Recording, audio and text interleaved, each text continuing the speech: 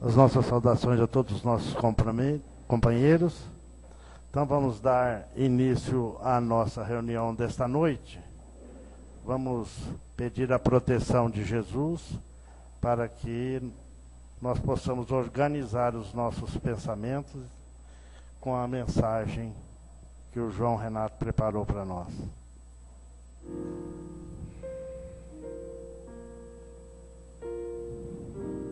Acalme nosso passo, Senhor. Desacelere as batidas do nosso coração, acalmando nossa mente.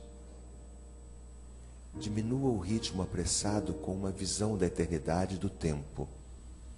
Em meio às confusões do dia a dia, dê-nos a tranquilidade das montanhas. Retire a tensão dos músculos e nervos com a música tranquilizante dos rios de águas constantes que vivem na nossa lembrança. Ajude-nos a conhecer o poder mágico e reparador do sono. Ensina-nos a arte de tirar pequenas férias, reduzir o nosso ritmo para contemplar uma flor, conversar com um amigo, afagar uma criança, ler um poema, ouvir uma música preferida. Acalme o nosso passo, Senhor, para que nós possamos perceber no meio do incessante labor cotidiano dos ruídos, lutas, alegrias, cansaços ou desalentos, a Tua presença constante no nosso coração. Acalme nosso passo, Senhor, para que possamos entoar o cântico da esperança, sorrir para o próximo e calar sempre para escutar a Tua voz. Acalme nosso passo, Senhor, e inspira-nos a enterrar nossas raízes no solo dos valores duradouros da vida, para que possamos crescer até as estrelas do nosso destino maior. Obrigado, Senhor, pelo dia de hoje, pela família que me destes, pelo meu trabalho e, sobretudo, pela Tua presença constante em minha vida. E assim, nós damos por iniciado a nossa reunião desta noite, que a paz possa permanecer com todos. Vamos agora observar, prestar atenção na leitura da noite. Pediria a Zenaide para fazer para nós. Nós estamos estudando o capítulo 17º, Sede Perfeito. Hoje, o Mário vai fazer para nós a virtude.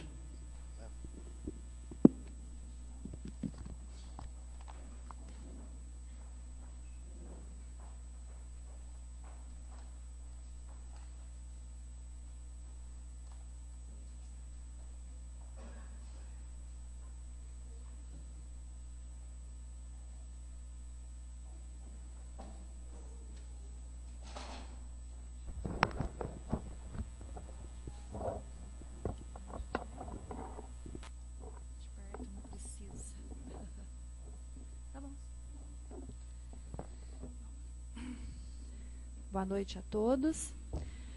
A virtude. A virtude, em seu mais alto grau, comporta o conjunto de todas as qualidades essenciais que constituem o homem de bem. Ser bom, caridoso, laborioso, moderado, modesto, são qualidades do homem virtuoso.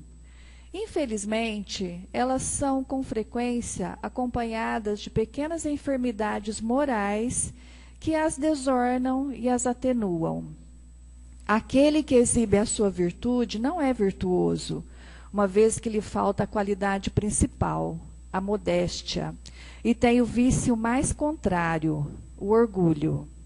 A virtude verdadeiramente digna desse nome não gosta de se exibir, é adivinhada, mas se oculta na obscuridade e foge da admiração das multidões. São Vicente de Paulo era virtuoso, o digno cura d'Ars era virtuoso, e muitos outros pouco conhecidos do mundo, mas conhecidos de Deus. Todos esses homens de bem ignoravam eles mesmos que fossem virtuosos. Se deixavam ir na corrente de suas santas inspirações e praticavam o bem com um desinteresse completo e um inteiro esquecimento de si mesmos. É a virtude, assim compreendida e praticada, que eu vos convido, meus filhos. É a essa virtude verdadeiramente cristã e verdadeiramente espírita que eu vos convido a vos consagrar. Mas afastai dos vossos corações o pensamento do orgulho, da vaidade, do amor próprio, que desornam sempre as mais belas qualidades. Não imiteis esse homem que se coloca como um modelo e glorifica ele mesmo as próprias qualidades, a todos os ouvidos complacentes. Essa virtude de ostentação oculta frequentemente uma multidão de pequenas torpezas e odiosas vilezas. Em princípio, o homem que exalta a si mesmo, que eleva uma estátua à sua própria virtude, aniquila só por esse fato todo o mérito efetivo que possa ter. Mas que direi daquele em que todo o valor está em parecer o que não é? Quero admitir que o homem que faz o bem sente no fundo do coração uma satisfação íntima, mas desde que essa satisfação se exteriorize para recolher elogios, degenera em amor próprio. Ó, vós todos a quem a fé espírita reaqueceu com seus raios, e que sabeis quanto o homem está longe da perfeição, não vos entregueis a semelhante insensatez. A virtude é uma graça que eu desejo a todos os espíritas sinceros, mas eu lhes direi, mais vale menos virtude com a modéstia do que muitas com o orgulho. Foi pelo orgulho que as humanidades sucessivas se perderam, e é pela humildade que elas um dia deverão redimir-se. François Nicolas Madeleine, Paris, 1863.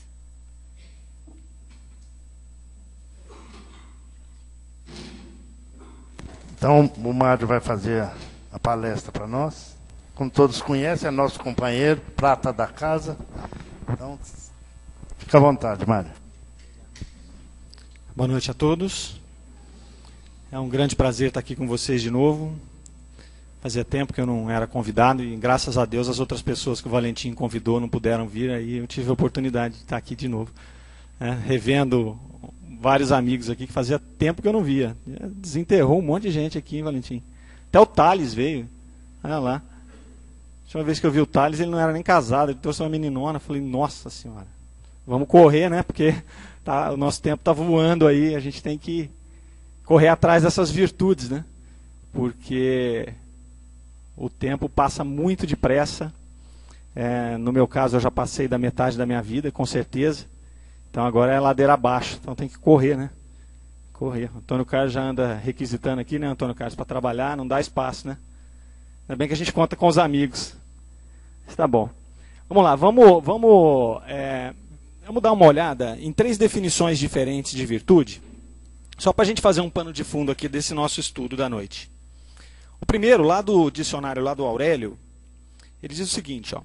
Virtude é a disposição firme e constante do espírito, as quais, por um esforço da vontade, inclinam-se para a prática do bem.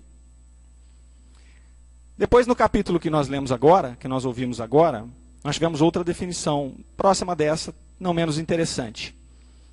Virtude, no seu mais alto grau, é o conjunto de todas as qualidades essenciais que constituem um homem de bem.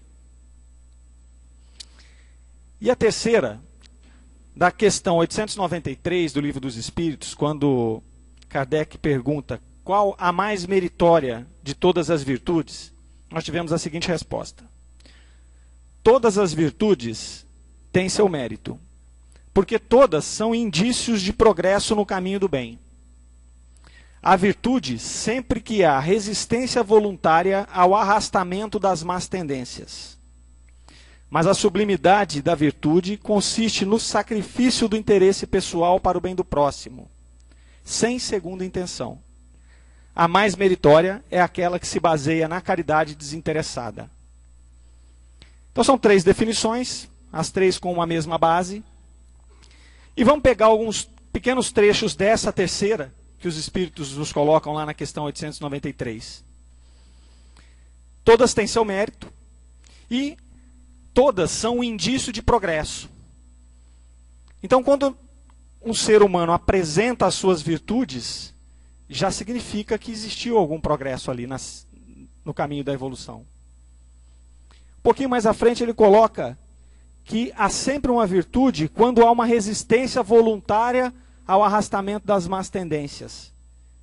Então nós temos aí duas situações já, aquelas virtudes explícitas, aquelas virtudes naturais que já estão em nós, que nós já conseguimos interiorizar e que a gente pratica automaticamente.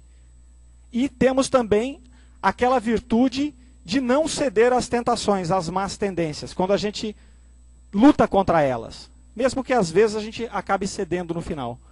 Só o fato de lutar contra uma má tendência, os Espíritos já nos colocam que há um indício de virtude, portanto há um indício de progresso também. O terceiro ponto que eu queria frisar aqui é com relação ao sacrifício do interesse pessoal, que é também uma característica da virtude. É nós deixarmos de lado o nosso eu e atuarmos em prol do próximo, ou em prol da coletividade. Talvez aí esteja a maior dificuldade, né? Porque nós somos muito apegados ao eu, apegados ao ego, né? E ter as nossas atitudes desprendidas desse eu, talvez seja o ponto mais difícil. Na leitura nós vimos também que a virtude está intrínseca em nós, né? Então nós sentimos a necessidade de ser virtuosos, de ser verdadeiros, ainda que não consigamos ser, talvez até na maioria das vezes. Agimos muito em função dos nossos interesses pessoais, mas eventualmente a gente consegue agir sem esses interesses. E quando o fazemos, nós temos uma sensação boa, né? Porque está intrínseco lá, está marcado no nosso código espiritual lá, que esse é um caminho.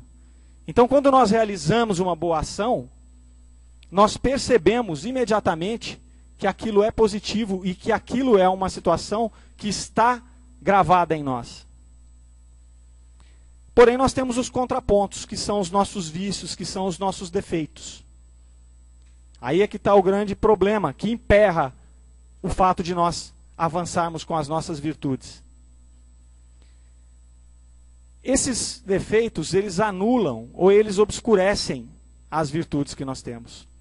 Então ele coloca ali, na leitura também, que essa satisfação íntima que a gente tem quando pratica uma boa ação, quando exerce uma virtude, ela nos causa um bem-estar. Ótimo. Muito bom, até porque aí a gente consegue identificar que o caminho está correto, que é aquilo mesmo que nós temos que fazer. Porém, se nesse mesmo momento a gente dá vazão ao nosso ego, a gente se engrandece com aquilo e exteriora essa boa ação que nós fizemos, alardeia essa boa ação, nós estamos obscurecendo, se não anulando o efeito daquela boa ação dentro de nós. Jesus já nos alertou isso na parábola da viúva, do óbolo da viúva, né? Enquanto ele coloca que aqueles ricos que iam lá ostentar a sua doação, eles faziam doações vultuosas, mas ostentavam lá na frente do altar, naquele local, né? Então eles faziam para mostrar como eles eram bons. Ainda que tivesse dentro deles o sentimento de estar fazendo bem, aquela ação de demonstrar daquela forma obscurecia ou até anulava esse bem. Enquanto que aquela viúva tira do seu sustento, do sustento dos seus filhos, vai lá e coloca aquela pequena doação e sai, talvez até humilhada daquele local, porque tanta gente colocava tanto e ela foi lá e colocou tão pouco, e aí Jesus esclarece. Ela tinha todo o mérito. Eles já haviam recebido a sua recompensa, porque o que eles queriam era os aplausos, era a admiração dos outros seres. Então ali já estava a sua recompensa. Aquela viúva, por não querer nada, recebia a recompensa de Deus. Ela estava exercendo de fato aquela virtude, aquela boa ação. E por que é tão difícil para nós, né? Por que será que nós relutamos tanto e damos tanta ênfase, às vezes, para os nossos defeitos, para o nosso egoísmo. Por que será que é tão difícil fazer isso? Em que ponto nós estamos? Será que nós somos ainda tão maus? Será que nós somos ainda tão imperfeitos? Se a gente for muito crítico, a gente acaba até ficando, às vezes, meio desanimado. Falando, poxa, eu não tenho jeito, eu não me emendo. Mas aí a gente para pensar, quando eu estava lendo esse texto e pensando aqui em como que a gente ia estudar com vocês, eu parei e pensei assim, nós precisamos responder algumas situações, algumas questões de fórum um pouco filosófico, para poder nos entender primeiro, entender o ponto em que nós estamos. A primeira coisa é sabermos quem somos, qual é o nosso objetivo e como nós vamos atingir esse objetivo. Obviamente isso é filosófico, porque nós não temos isso de uma maneira mais probatória. Mas vamos filosofando, a gente pode imaginar o seguinte: nós somos espíritos feitos à imagem e semelhança do nosso Criador, e já sabemos que a imagem e semelhança não se trata do nosso corpo físico, que antigamente a gente talvez tivesse uma ideia distorcida disso, há séculos atrás, onde essas palavras traduziam que Deus, na verdade, era um ser corpóreo como nós, então se personificava com aquele ancião sentado num trono. Mas, na verdade, acho que hoje, para todo mundo que estuda, seja qualquer religião, já se imagina que nós somos, na verdade, um espírito, uma centelha divina, criados à imagem e semelhança de Deus. Muito bem. E nós somos criados para quê? Qual foi o nosso objetivo? Nós somos criados simples e ignorantes e conduzidos para a evolução, saindo dessa ignorância, dessa simplicidade e recebendo toda uma carga de conhecimentos através de experiências, até chegar numa situação de espíritos perfeitos. Como fazer isso? Ampliando, acumulando estas virtudes que nós vimos. As virtudes que nos tornam homens de bens e espíritos evoluídos, como os espíritos nos colocaram aqui. Então nós já entendemos quem somos, nós já entendemos o que nós vamos, onde nós temos que chegar, e nós já temos uma ideia de como fazer. Lutar contra as nossas más tendências e acrescentar as nossas virtudes. Pois bem, então por que é tão difícil? Por que a gente reluta tanto nisso? A gente tem que voltar um pouquinho também e entender onde é que nós estamos. Qual é o nosso momento evolutivo? Então vamos voltar um pouquinho e ver como é que foi essa nossa trajetória. Nós fomos criados lá, simples e ignorantes, em algum momento, milênios e milênios atrás, cada um de nós, como um princípio espiritual. E esse princípio espiritual foi conduzido, no nosso caso, para este plano, para a evolução. E aqui chegando, nós começamos no reino mineral ainda, sem a nossa individualidade, colher as experiências daquele reino mineral, que eram experiências bastante simples, de atração e retração. E aquele princípio espiritual, recebendo por sucessórias existências naquele reino, essas leis de atração e retração, uma vez com essas leis interiorizadas naquele princípio espiritual, nós passamos para o reino vegetal. No reino vegetal, nós começamos a acumular outras sensações, outras experiências. Experiências já de contato com o meio externo, experiências de irritabilidade, de buscar o sol, de se esconder da chuva, de se fechar. Muito bem. Passamos por toda a fase lá nos vegetais. Uma vez cumprida essa etapa, passamos para os animais. Começamos lá nos animais mais simples, espírito de grupo, reprodução, até chegar nos mais complexos, nos mamíferos. Aonde ali nos mamíferos nós já tínhamos algum indício de individualidade, ainda que fragmentada. Muito bem, cumprida essa etapa também lá no reino animal, viemos a encarnar no reino hominal e começar a nossa trajetória aqui.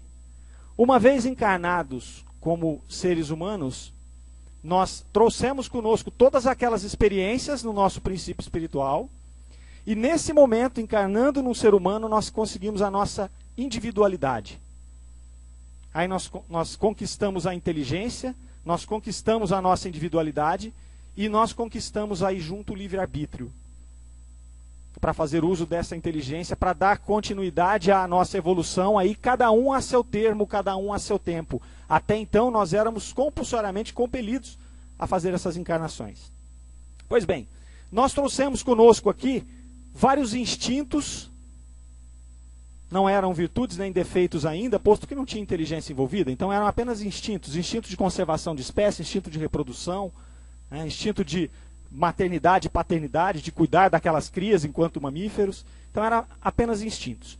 Caindo nos seres humanos, nós começamos a ter a interferência externa, do meio aonde cada um de nós viveu as suas experiências lá atrás. Então aí a gente começa a criar os nossos hábitos, os nossos defeitos, as nossas virtudes. Então a gente vem construindo isso ao longo dos milênios. E na verdade, todos aqueles instintos que nós trouxemos, muitos deles têm base, por exemplo, na violência. Um animal, para se alimentar, muitas vezes ele tem que matar um outro animal. Então acaba sendo um instinto violento. Então nós trouxemos essa carga animal para as nossas primeiras encarnações como seres humanos. E começamos todo um trabalho disso. Nesse momento nós conquistamos a nossa individualidade, a duras penas, reencarnando durante milênios nessas etapas todas, e conquistamos o nosso eu. E aí, quando a gente começa a ter consciência, e quando a consciência crística que habita em nós começa a se fazer mais latente, nós enxergamos aqui dentro de nós que nós temos que ter atitudes que eliminam o nosso individualismo. Então imaginem que paradoxo. Nós passamos milênios construindo o nosso eu. E aí você chega num ponto que você tem que destruir o seu eu. Então nós temos que desmontar tudo aquilo que nós montamos. Nós passamos milênios cuidando de nós, apenas de nós. Conservação da espécie, reprodução, eu. E nós nos apaixonamos por nós mesmos. Nós nos apaixonamos pelo nosso eu. Todos nós. Isso é natural. Isso é natural. Não tem nada de errado aí. Isso só demonstra a situação em que nós estamos. Ou em que nós estávamos. Hoje, eu acredito que todos nós aqui já tenhamos um conjunto de virtudes que já nos deixa com muito mais arsenal para poder fazer as mudanças necessárias.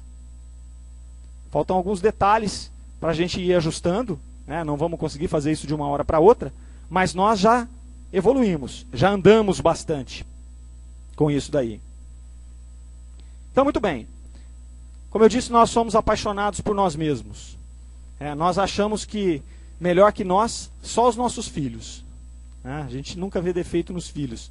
E aí eu parei a pensar, por que a gente demora tanto para ver defeito nos nossos filhos, Simplesmente porque os nossos filhos, para nós, eles são nós mesmos criados por nós. Então não tem nada mais perfeito. Se eu já sou perfeito e fui criado por Deus, um ser criado por mim vai ser mais perfeito que eu ainda. Então aí eu entendi por que a dificuldade. Por que a gente se frustra tanto quando a gente acha defeito nos nossos filhos?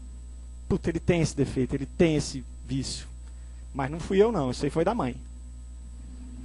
Ou da sogra. Certeza. Mas não é meu não. A verdade às vezes é dele. Às vezes é meu, que eu levei para ele, porque eu não vejo os meus defeitos. Jesus já nos alertou também. Você vê a trave no olho do vizinho, vê o cisco no olho do vizinho, mas não vê a trave no seu. É assim, nós temos uma dificuldade enorme em ver os nossos defeitos. E nós transferimos isso para as nossas crias, é natural. Então nós trouxemos esses vícios, essas situações ao longo dos milênios. Não vai ser fácil mudar isso da noite para o dia. Não dá para pegar, virar uma chavinha e falar, bom, agora eu vou ser bonzinho, agora eu vou ser virtuoso. Isso é um trabalho. Se fosse fácil assim, nós não estaríamos aqui. 6, 7 bilhões de almas tentando evoluir e mais 6, 7 bilhões de almas do lado de lá empurrando, doidinho para sobrar uma vaga aqui para descer, para ver se dá mais uns passos, São Tomás de Aquino, perguntado por uma mulher da alta sociedade, na época dele, o que ela precisava fazer, o que seria preciso para ganhar o reino do céu, ele foi simples: querer. Preciso querer. É a primeira coisa. E ele diz ainda que a vontade frouxa nossa faz com que a gente não consiga esse querer. Nós desistimos muito fácil, porque a gente tem que mexer no nosso ego, né? A gente tem que se quebrar esse indivíduo que está dentro de nós, que na verdade ele é ilusório. Nós criamos ele porque foi necessário, mas ele é ilusório, nós temos que quebrá-lo, né? Nós temos que nos unir a Deus, nós temos que comungar com Deus, então nós temos que deixar o nosso eu de lado, entender as nossas mazelas. E como é que a gente pode fazer isso, né? Será que tem alguma fórmula? A gente adora fórmula, né? Será que tem alguma receita? A primeira receita, se a gente for lá o que Sócrates dizia, conhece-te a ti mesmo, eu acho que ela está ali. Nós temos que procurar nos conhecer. A gente conhece muito bem os outros, né? A gente conhece muito bem os vizinhos, a gente conhece muito bem o cunhado, mas será que a gente se conhece? Será que a gente para olhar e falar, a atitude que eu tive aqui, que jeito que foi? Né? Será que ela foi virtuosa? Será que não? Se fosse outra pessoa que tivesse feito, eu teria gostado. Então a gente tem que fazer uma autoanálise. E essa autoanálise, ela tem que depois se transformar numa ação, mas isso tem que ser feito com muita cautela, né? Lá no yoga, o yoga tem um código de ética, que são os yamas e os niyamas. Os primeiros 2 preceitos do código de ética desse conjunto é o ahimsa e sattva. A ahimsa é a não violência e sattva é a verdade. É muito trabalhado na cultura hindu a questão da não violência. Muito trabalhado. Tanto a não violência contra os animais, contra os outros seres. E aqui a gente tem que se aplicar também essa não violência, né? Trabalhar a verdade, que é o segundo, mas sem violência. Nós não podemos nos violentar, porque toda vez que a gente tem um defeito, um vício, alguma coisa que precisa consertar, e a gente chega e bate de frente com ela, com isso, a chance da gente conseguir é pequena. É muito pequena. Então, por exemplo, vou dar um exemplo qualquer aqui. Eu não quero mais comer carne, quero parar, mas eu comi carne a vida inteira. Se eu chego e falo, amanhã eu não vou comer mais carne, e dou um breque nisso, vai ser difícil, porque eu tenho toda uma predisposição, eu tenho situações físicas para resolver. Então é mais fácil, de repente, eu falar, eu vou parar de comer carne uma vez por semana. Depois 2, depois 3. Então a gente vai criando um hábito. E aí até chegar num dia que você, resolvido, querendo, consegue fazer aquilo. Assim serve para tudo. Eu vou parar de me irritar no trânsito. Então quando você me irritei. Só se eu falar me irritei já está bom. Porque eu me irritava e não dava nem bola. Se eu me irritei, percebi que eu me irritei, já tem um indício lá de que eu estou querendo mudar. Até vai chegar num momento que daqui 2, 3 semanas, 2 anos, 10 anos, antes de eu me irritar, eu vou falar, não vou me irritar. Até chegar num ponto que vai ficar automático. Eu não me irrito mais no trânsito. Então é dessa forma que nós vamos conseguindo substituir lentamente. Nós levamos milênios para acumular os nossos defeitos, os nossos vícios. E levamos milênio também para poder juntar o tanto de virtude que nós temos hoje. Seja muito, seja pouco. Cada um tem o tanto que deu para juntar, né? Então, sem violência. Não adianta nos violentar. Toda vez que a gente chega e fala, a partir de amanhã eu não faço mais isso, nós partimos para o radicalismo. Nós estamos nos violentando esse ser que teve essa situação construída ao longo de milênios. Então, é devagar. Deus nos deu a eternidade. Nenhuma ovelha se perderá. Nós temos tempo para poder trabalhar com isso. Até chegar num ponto de você expressar suas virtudes espontaneamente.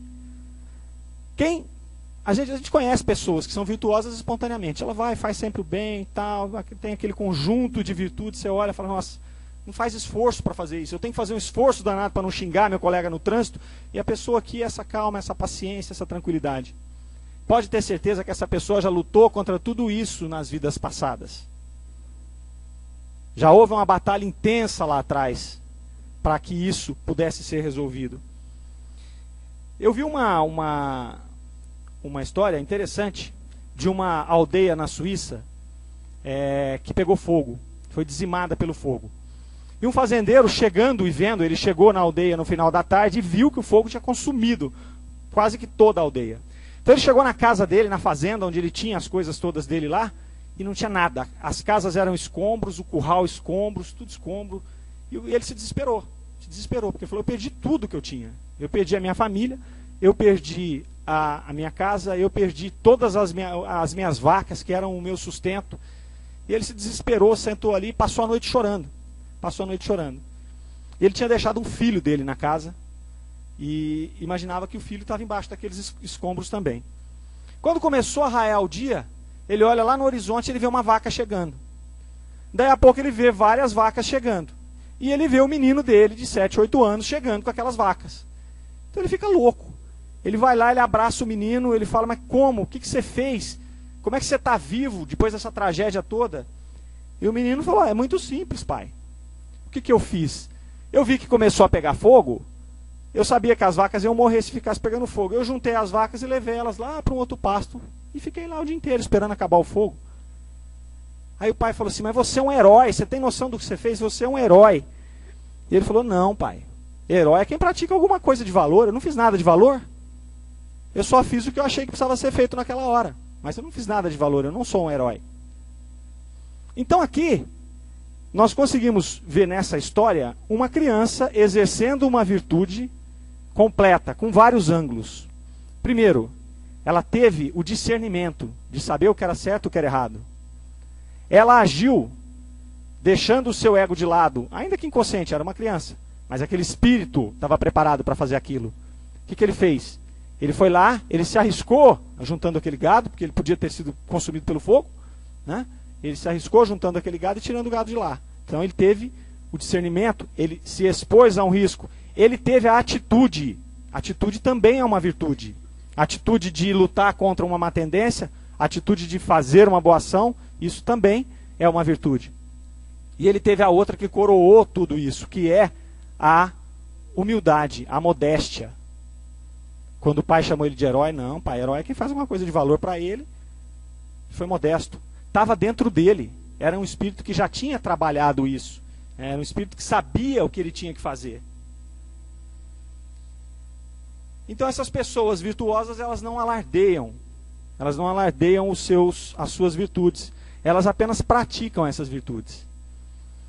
E acontece que essa prática, né, para nós que estamos no caminho aí, se a gente quiser traçar algum modelo, digamos, mais cartesiano para poder trabalhar as nossas virtudes, a gente tem que entender que tudo na vida é prática.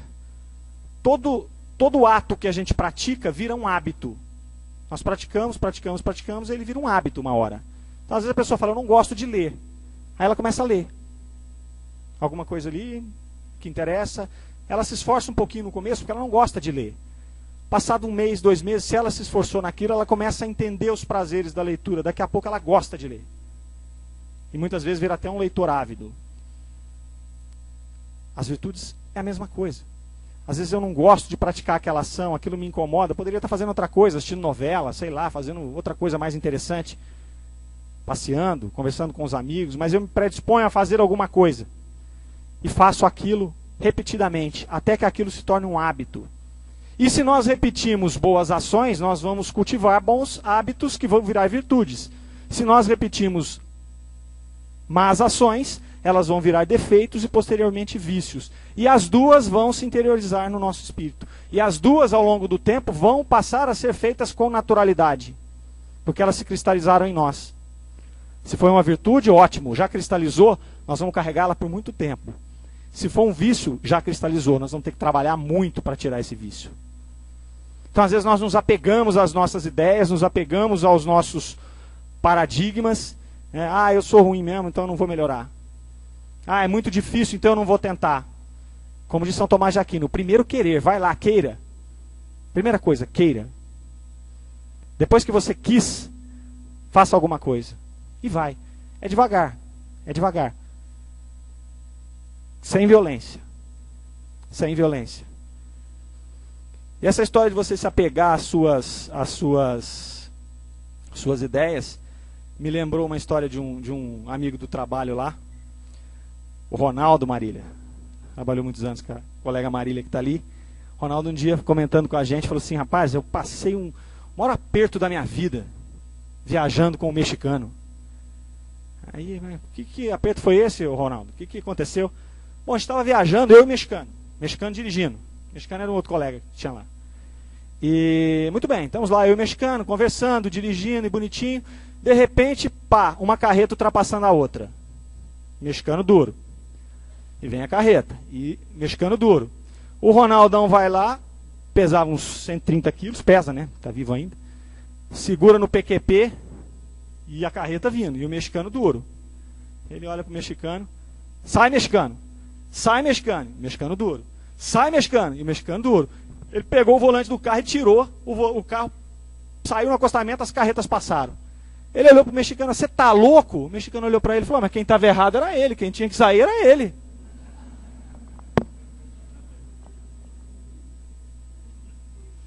Não ia sair, mexicano. Não ia sair. A gente ia provar que não ia sair, ia provar que dois corpos não ocupam o mesmo espaço ao mesmo tempo. Então, é um exemplo meio esdrúxulo, mas é um exemplo de como às vezes a gente fica apoiado nas nossas razões, nas nossas ideias. Né? E apoiados nessas ideias, nós deixamos de evoluir nos nossos paradigmas. Então é aquela história, aquela velha frase que uma amiga nossa sempre fala, a Valéria, ela fala assim, você quer ter razão ou quer ser feliz? Às vezes a gente quer ter razão, a gente não quer ser feliz. Muitas vezes o nosso coração pede para a gente fazer uma coisa, ou pede para não fazer uma coisa, mas eu quero ter razão, eu quero mostrar que eu estou certo, eu quero mostrar que eu sou duro, eu vou lá e faço. Se a gente ouvisse o coração, ouvisse lá no fundo, pensasse, né, buscasse lá no espírito, vem cá, o que é o certo disso aqui? O que é o correto fazer? Às vezes é contrário à nossa razão. E às vezes se a gente conseguir ouvir isso mais, nós vamos conseguir dar passos. Eu vou tentar. Não estou falando algo que eu sei não. Eu vou tentar fazer isso, né? Vou começar a pensar. E o problema é que aí amanhã a gente às vezes entra na rotina de novo e aquilo ali fica para depois. Né? Por isso que é duro.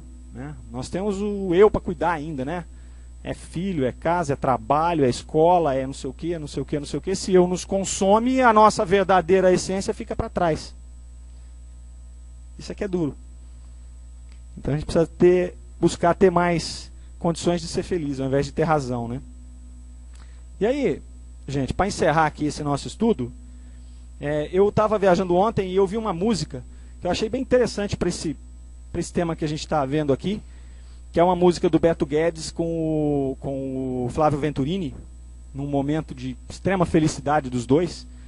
Eu poderia falar rara felicidade, mas não é rara porque construíram coisas dessas aos borbotões, né? Mas tem algumas músicas que a gente ouve e fala assim, de onde que esse cara tirou isso? De onde que esse cara conseguiu buscar essas ideias? Muitas vezes a gente chega à conclusão de que ele estava inspirado naquele dia, para fazer aquilo. E essa música chama Sol de Primavera.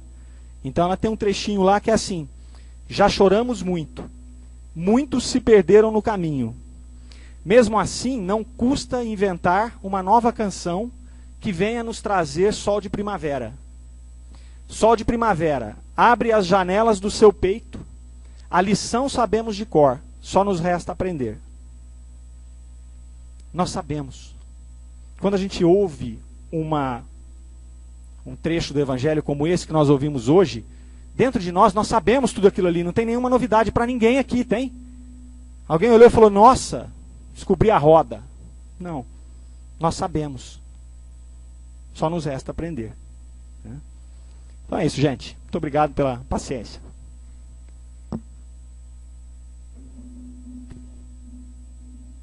Nós agradecemos o Mário pela sua colaboração e participação muito boa e nós queremos contar com ele mais vezes.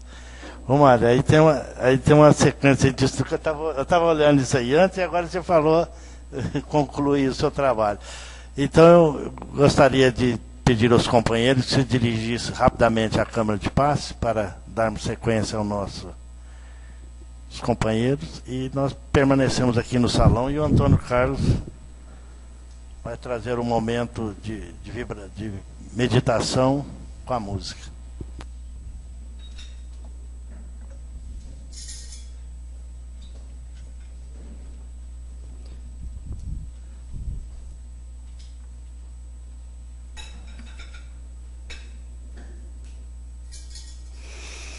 Ai, Jesus.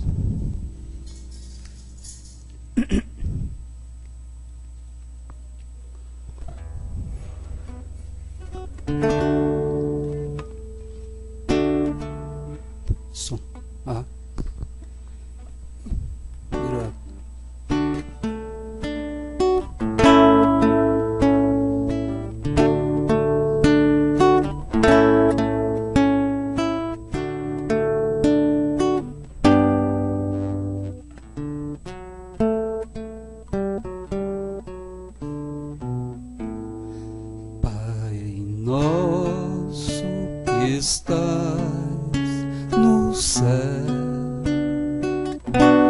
santificado seja o vosso nome. Venha a nós o vosso reino, seja feita a vossa vontade,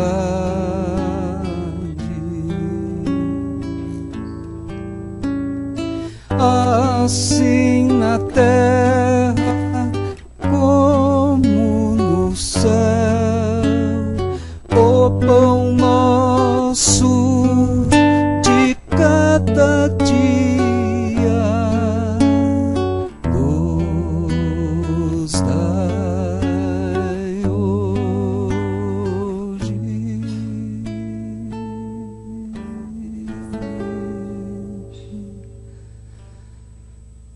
Perdoai as nossas ofensas, como perdoamos quem nos tem ofendido.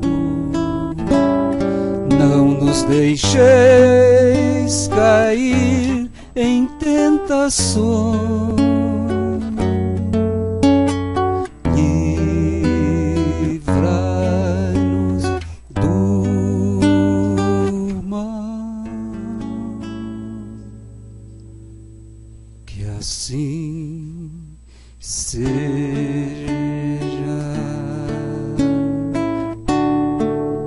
Que assim seja.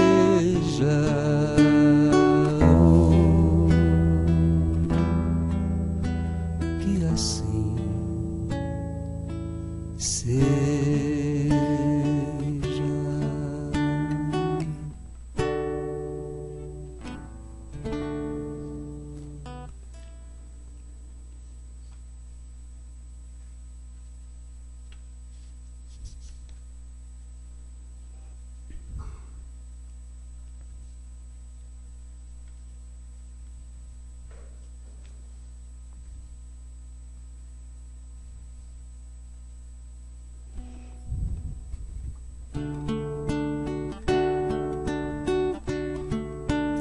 Vai, amigo, não há perigo que hoje possa assustar. Não se iluda que nada muda se você não mudar.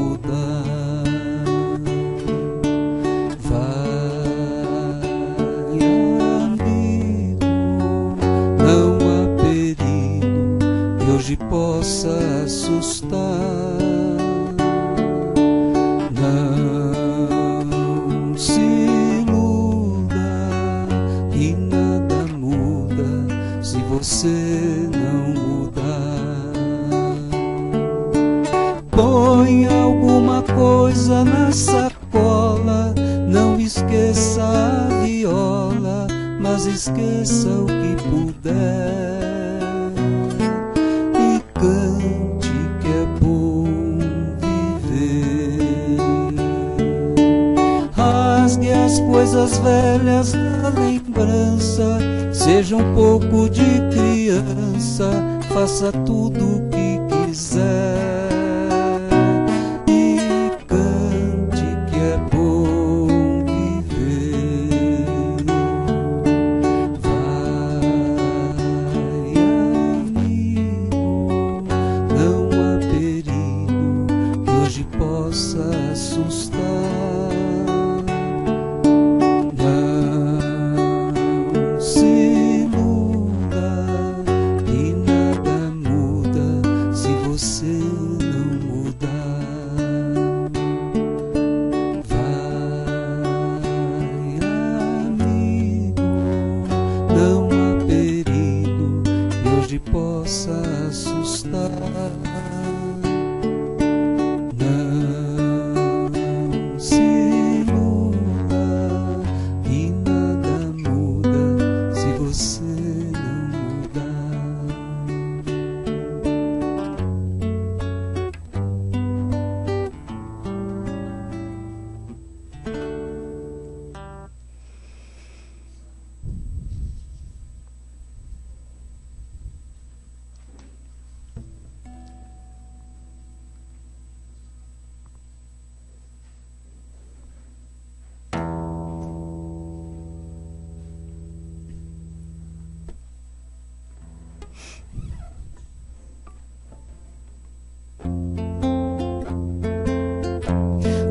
que é, o que é, não é fio, mas liga, não é fita, mas faz laço, a morte e a vida não desata.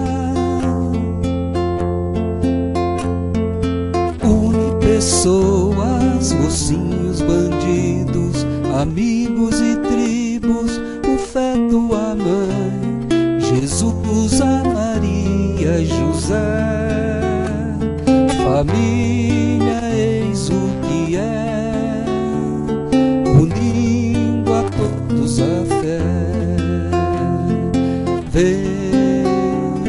Vem apertar o laço, construir um nós, na eterna viagem de laços e nós. Família é rede, então pega amigo no abraço e aperte o laço na mão. O que é, não entende, se o fio não prende o seu coração. Samba sem fio no poço pode ser sinal de desgosto ou então de libertação. Laço bom é aquele que prende sem nó, se dobra, se encontra, formando nós. O fio da meada é a lição, desembarace a visão e enlace um novo irmão. Vem apertar o laço, construir um nós, na eterna viagem de laços e nós. Família é rede, então pega amigo no abraço e aperte o laço na mão.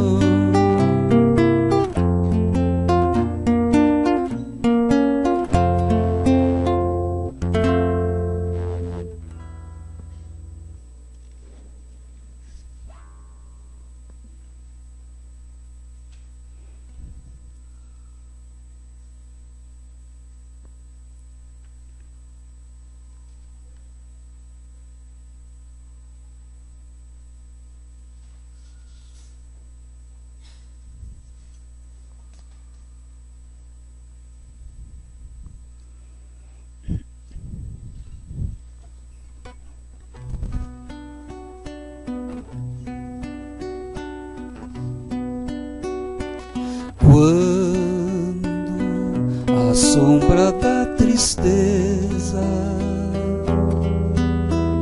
cobrir bem fundo o coração, quando você quiser chorar diante da taça da amargura, quando a sombra da tristeza cobrir seu sonho de ventura, quando você quiser chorar diante da taça da amargura, quando a dor bater a porta, ferindo bem fundo o coração, quando a esperança é morta e a vida é amarga ilusão. Olhe para trás, veja quanta dor, clamando amor. Olhos sempre em trevas, mãos mendigam pão, bocas que não falam e risos sem razão. Deixe de chorar, volte a sorrir. Você é tão feliz, volte a cantar. Faça uma prece, seja grato a Deus. Ele sempre abençoa os filhos seus.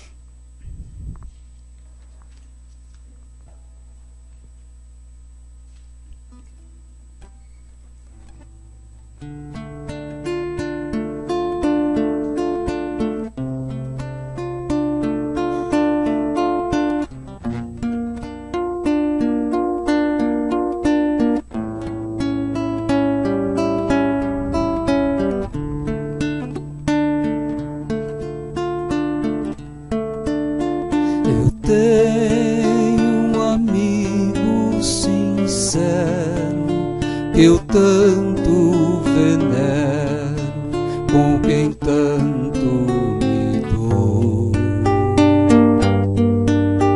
É meu professor, meu parceiro, meu bom companheiro e que muito me ajudou.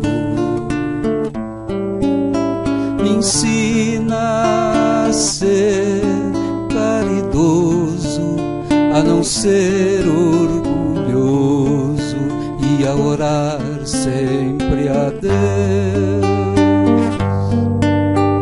E quando eu tenho um dilema, resolvo o problema com os conselhos seus.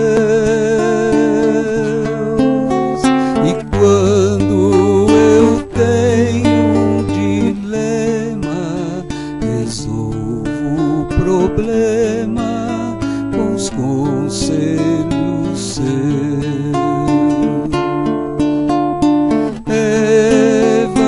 Evangelho de luz,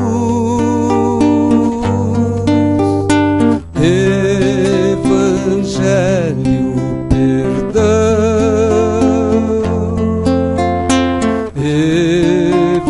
Evangelho Jesus, essa minha salvação.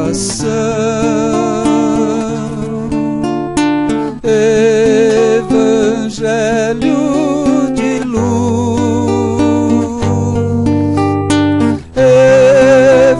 Evangelho perdão,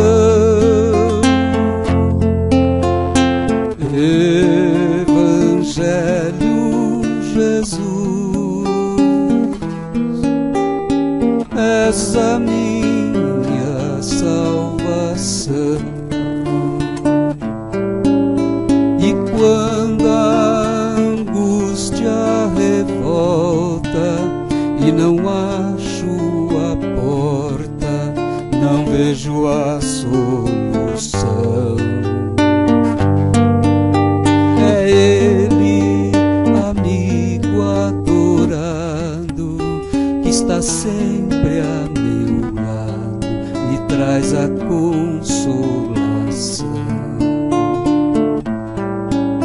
Se choro, preciso socorro, a Ele recorro e por feliz me dou.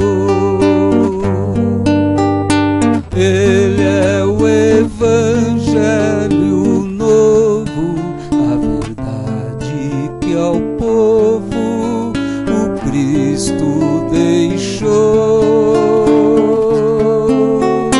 Ele é o Evangelho novo, a verdade que ao povo o Cristo deixou.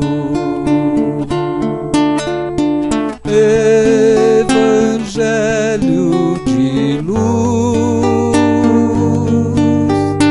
Evangelho perdão,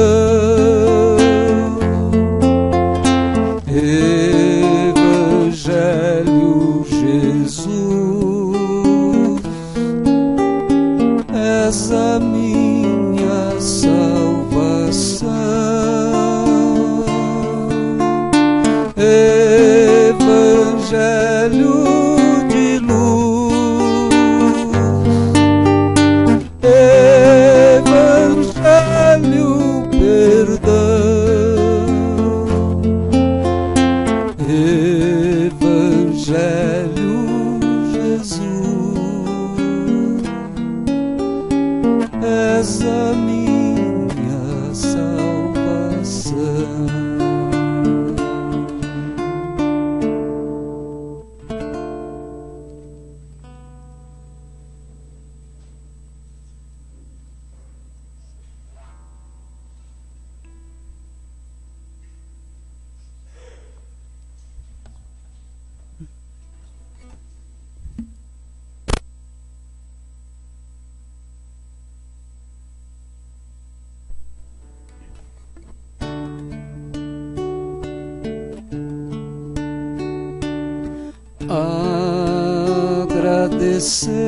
Agradecemos, Senhor,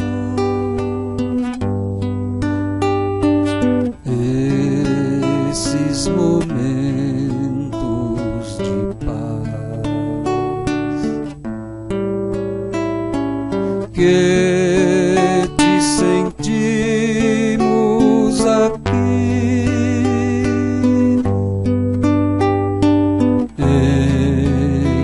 Vibrações fraternais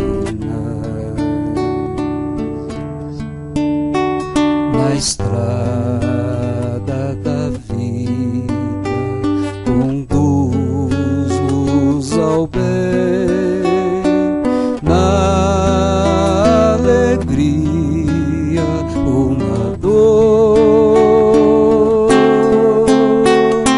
Seja o amor nossa bandeira de luz, amado Mestre Jesus. Seja o amor nossa bandeira de luz, amado Mestre Jesus.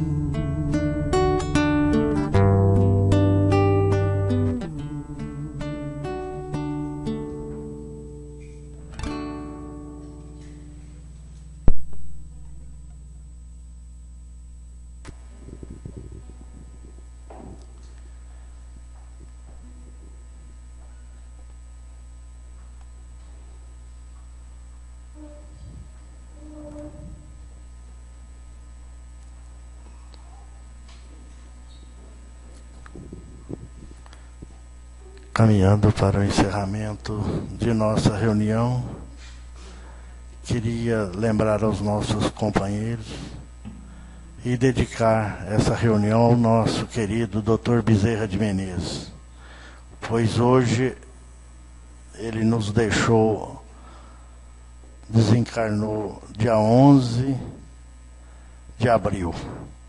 Então hoje é a data do aniversário do desencarne do nosso querido mestre, Dr. Bezerra de Menezes. Então ficam as nossas lembranças, nossas homenagens, que nós possamos dedicar a nossa reunião em leva a nossa vibração fraterna de agradecimento por tudo que ele fez e continua fazendo por todos nós aqui encarnados, dedicado ao movimento de unificação do movimento espírita do Brasil, coração do mundo, pátria do Evangelho. Então nós, com esse ideal, com esse pensamento, nós vamos encerrar a nossa reunião. Que possamos sair daqui fortificados nesses ensinamentos de Jesus. Retiremos em paz. Está encerrada a nossa.